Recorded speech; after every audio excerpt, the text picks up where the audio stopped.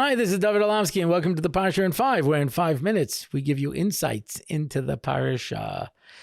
Parshas Toldos. Okay, we're getting into action now. We introduce Yakov and Esav, and we're making the transition now from Yitzchak. We made the transition from Avram to Yitzchak in last week's Parsha Chayesara, and now in Toldos we're making the transition from Yitzchak to Yakov. Basically, after this, we don't really hear much from Yitzchak, except for an allusion of his father cried for him, which Rashi tells us referring to Yitzchak. He's basically out of the story until we hear that he died, and it says Esav and Yakov buries him.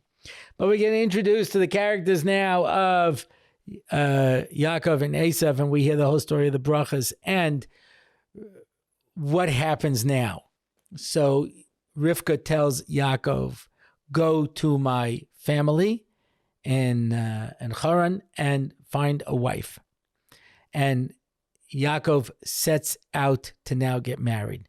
And the very end of the parasha is that Esav marries the daughter of Yishmael. And that's how the parsha ends. Why? Because everything is zelu umazeh, everything is counterbalanced. We go off to build the Jewish people in Haran. And as we know, he marries Rachel and Leah, and he marries Bill and Zilpah.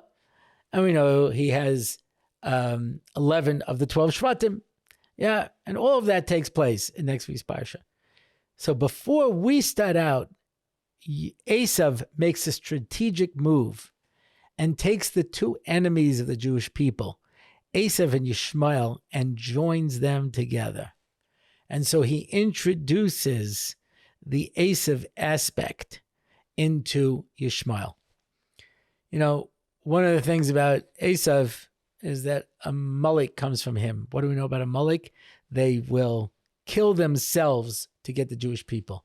They'll throw themselves into a boiling bathtub knowing they will get burnt just to cool it off for everyone else. They attack the Jews just so that other people would attack them too. The fact that you find Arabs today who are suicide bombers is only because of that connection between Esav and Yishmael. Yishmael themselves wouldn't do this. Because as the Gra explains on Mishlei, there are two forces that drive people. There's two desires. One is called the Ka'asani and one is called the Ta'avani. The Ka'asani is anger, and from anger comes hatred and jealousy and all that kind of stuff. The Ta'avani just wants to have a good time. And that's Yishmael. Yishmael is a para Adam. Just wants to have fun. Just wants to run around like a wild animal. But Esav,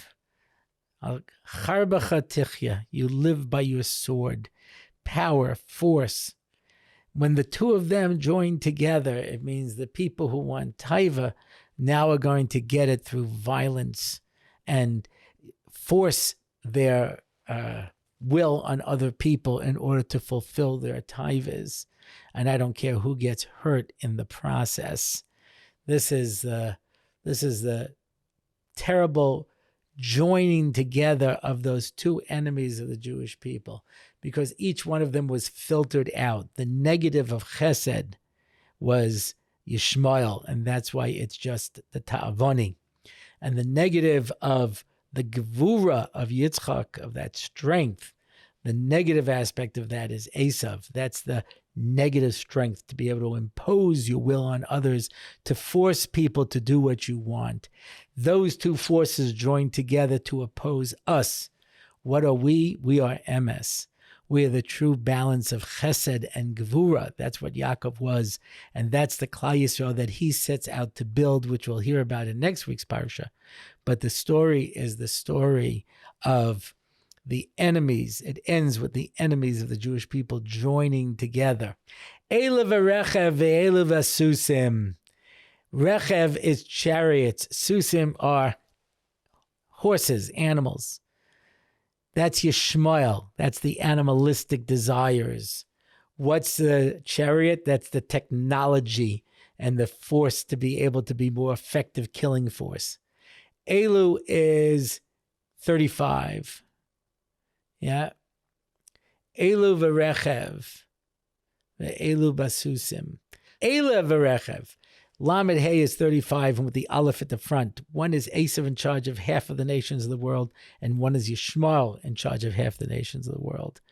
And they join together. V'anachnu b'shem Hashem Elokeinu nazkir. We turn to Hashem against our mortal enemies. In Mitzvah Hashem, He will help us be victorious. Shabbos.